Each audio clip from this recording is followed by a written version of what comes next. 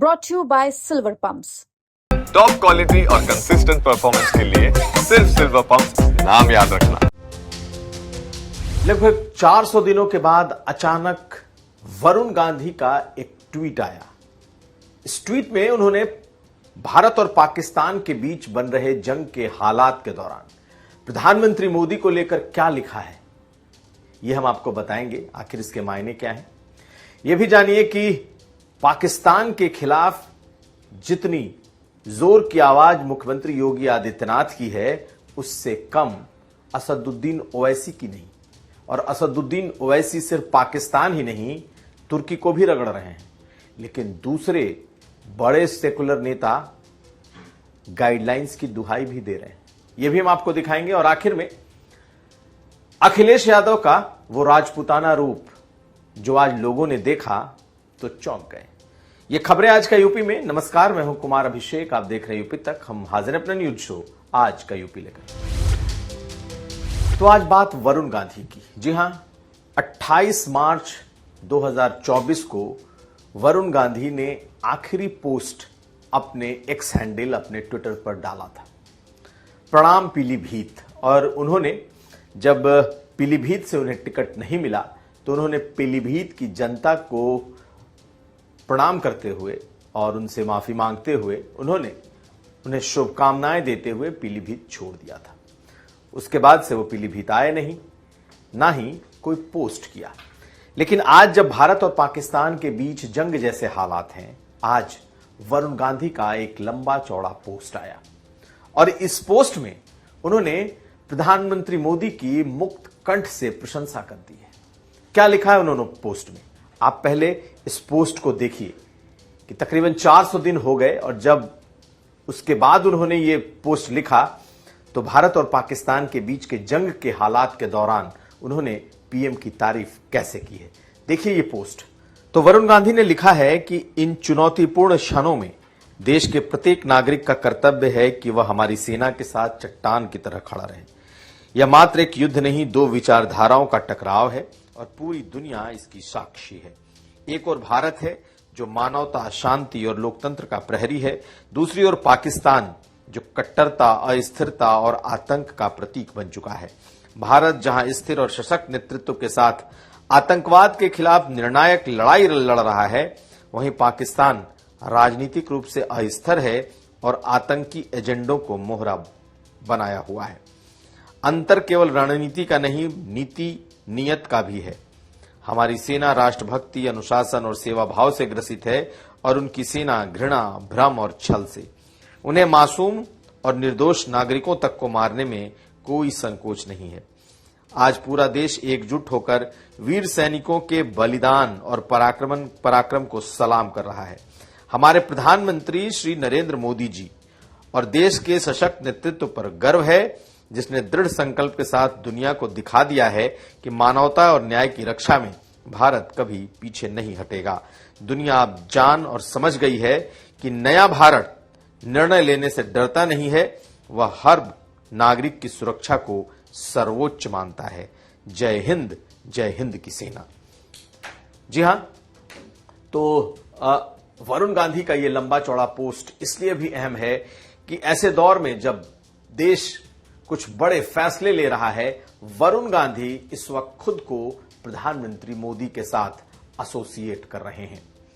लेकिन काफी लंबा गैप, यानी कि एक तरीके से उन्होंने अपने को सियासत और सार्वजनिक जीवन से दूर रखा हुआ था। 28 मार्च 2024 की पोस्ट, जी हां, प्रणाम पीलीभीत, जो उन्होंने लिखा था और जिसमें उनका दर्द छलक रहा था कि किस तरीके से अब वो पीलीभीत को अलविदा कह रहे हैं, क्योंकि बीजेपी ने उन्हें टिकट नहीं दिया था या टिकट काट दिया था। ऐसे में वो उनका आखिरी पोस्ट था और अब लगभग 400 दिन से ज्यादा हो गए हैं और अब एक बार उन्होंने प्रधानमंत्री मोदी की तारीफ के साथ अपने पोस्ट की शुरुआत की है। और अब शायद ये माना जाए कि वरुण गांधी एक बार फिर दोबारा से सोशल मीडिया पर ही एक्टिव नहीं होंगे, सार्वजनिक जीवन और सियासत में भी एक्टिव होंगे, इसकी शुरुआत मानी जा सकती है। अगली खबर। यूं तो देश इस वक्त पाकिस्तान के खिलाफ एकजुट खड़ा है। तमाम नेता एक सुर से इस वक्त सेना का और सरकार का समर्थन करते नजर आ रहे हैं। लेकिन अगर कोई बढ़ चढ़कर बोल रहा है तो उसमें एक बड़ा नाम असदुद्दीन ओवैसी का भी है। मुख्यमंत्री योगी आदित्यनाथ हर दिन जब भी मौका मिलता है तो कम से कम पाकिस्तान के खिलाफ और सेना को लेकर अपनी बात कहने में नहीं चूकते। प्रधानमंत्री मोदी की तारीफों के पुल बांधने में भी वो नहीं चूकते। एक दिन पहले उन्होंने कह दिया था कि विकसित भारत अब ऐसा है जो मांद में घुसकर शिकार करता है। आज उन्होंने कहा कि पाकिस्तान करा रहा है और पाकिस्तान वही कर रहा है, वही झेल रहा है जो उसने बोया है। लेकिन मुख्यमंत्री योगी आदित्यनाथ के अलावा एक और ऐसा नाम है जो काफी सुर्खियों में है और वो नाम है असदुद्दीन ओवैसी। जी हां, एआईएमआईएम के शीर्ष नेता हैं और लगातार वो पाकिस्तान को न सिर्फ चेतावनी दे रहे हैं बल्कि इस जंग में सबसे आगे बढ़कर उसके खिलाफ बोलते हुए दिखाई दे रहे हैं और उनका असर मुसलमानों के एक बड़े तबके पर भी है। अभी तक तो ये जंग भारत और पाकिस्तान के बीच ही सभी बोलते रहे, लेकिन आज असदुद्दीन ओवैसी ने तुर्की को भी रगड़ दिया है, तुर्की को भी लपेट लिया है। वो पहले ऐसे नेता हैं जिन्होंने तुर्की के खिलाफ भी खुलकर बोला है कि वो देश जो खुद मुसलमानों को मार रहा है वो पाकिस्तान के साथ खड़ा है। सुनिए असदुद्दीन ओवैसी को, हम सुनाएंगे मुख्यमंत्री योगी आदित्यनाथ को और अखिलेश यादव को भी सुनाएंगे जब वो गाइडलाइंस की दुहाई दे रहे हैं। सुनिए। तुर्किया को हमको समझाना है कि तुर्किया पूरे विश्व में एक ऐसा कंट्री है जो अपने ही देश में जो टेररिस्ट ऑर्गेनाइजेशन है कर्ड्स, उनको बॉम्ब करता है।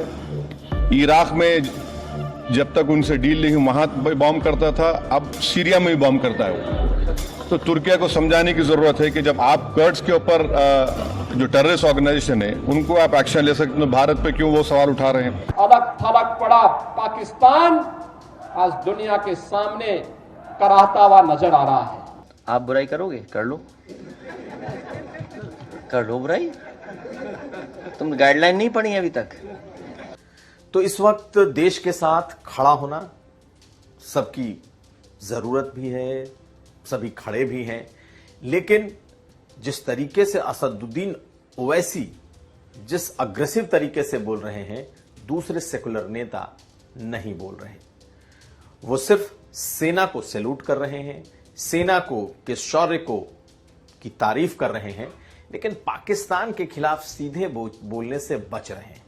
वो जरूर कह रहे हैं कि हां, हम इस वक्त देश के साथ हैं और जो सरकार फैसला लेगी हम उसके साथ हैं।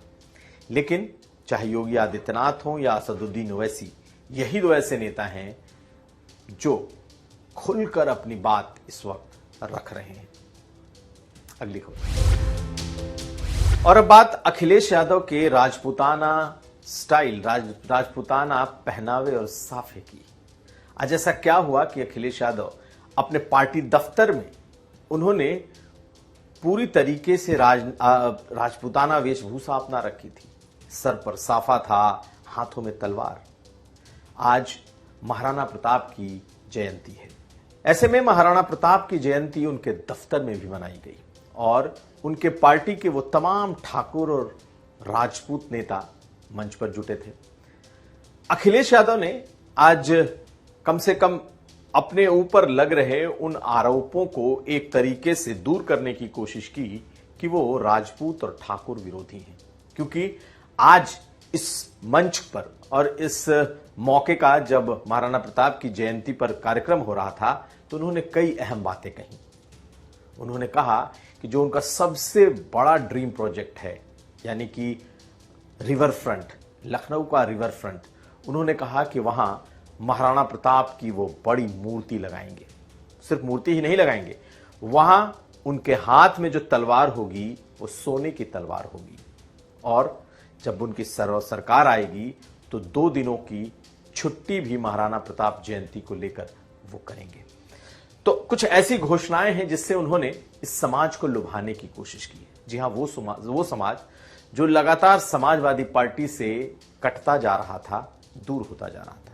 और खासकर समाजवादी पार्टी नेता रामजी लाल सुमन के रानासांगा पर सदन में दिए गए बयान के बाद जब उन्हें गद्दार कहा गया। अखिलेश यादव अपने उस नेता के साथ, पार्टी के साथ, पार्टी को लेकर खड़े हुए दिखाई दिए थे, लेकिन करनी सेना ने जिस तरीके से अखिलेश यादव को गालियां दी, उनके बारे में अपशब्द कहे, उन्हें जान से मारने की बात खुलकर कहने लगे, नंगी तलवारें लहराने लगे, उसके बाद से खाई ऐसी बढ़ गई थी कि मानो समाजवादी पार्टी और ठाकुर बिरादरी, राजपूत जाति, ये दोनों एक दूसरे के सियासी दुश्मन बन गए। लेकिन आज उस खाई को एक पाटने की बड़ी कोशिश दिखाई दी है। जिस तरीके से अखिलेश यादव आज खुद राजपूताना वेशभूषा में दिखे, जिस तरीके से उन्होंने आज बाकायदा महाराणा प्रताप को लेकर कई तरह के ऐलान किए, और जिस तरीके से आज उनके पार्टी के जो ठाकुर बिरादरी के नेता कार्यकर्ता हैं उनमें जोश था। क्या कहा अखिलेश यादव ने, पहले आप सुन लीजिए। कि देश की सबसे अच्छी प्रतिमा अगर कहीं लगेगी तो समाजवादी लोग मिलकर के इसी रिवर फ्रंट पर लगाने का काम करेंगे। दरअसल अखिलेश यादव पीडीए की बात तो लगातार कर रहे हैं, पीडीए उनके कोर में है, लेकिन वो पीडीए के साथ पीडीए प्लस की भी बात करते हैं। 2 दिन पहले उन्होंने ब्राह्मणों का कार्यक्रम किया। 1 दिन पहले इनफैक्ट जब उन्होंने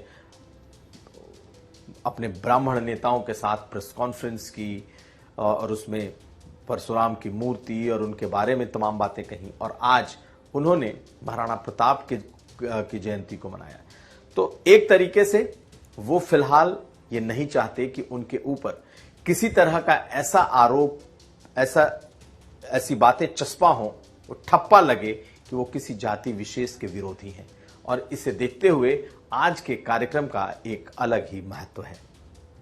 अब ये देखना होगा, क्योंकि समाजवादी पार्टी शुरू से आज तक यहां तक जो पहुंची है उसमें ठाकुर नेता, ठाकुर बिरादरी का रोल बहुत बड़ा रहा है, चाहे वो मुलायम सिंह के साथ का वक्त हो या इवन अखिलेश यादव का। ऐसे में यह दोबारा से एक रिकंसिलिएशन की शुरुआत भी दिखाई देती है, और ऐसा लगता है कि अखिलेश यादव अपने पीडीए प्लस के एजेंडे में पंडित यानी कि ब्राह्मणों के बाद अब ठाकुरों को भी साधने की शुरुआत कर चुके हैं। तो यह था आज का यूपी। हम कल फिर हाजिर होंगे, हमें दीजिए इजाजत। देखते रहिए यूपी तक। आपको हमारा यह कार्यक्रम कैसा लगा, आप हमें लिखकर बताएं। अगर हमारा वीडियो पसंद आए तो इसे लाइक करें, शेयर करें और सब्सक्राइब जरूर करें।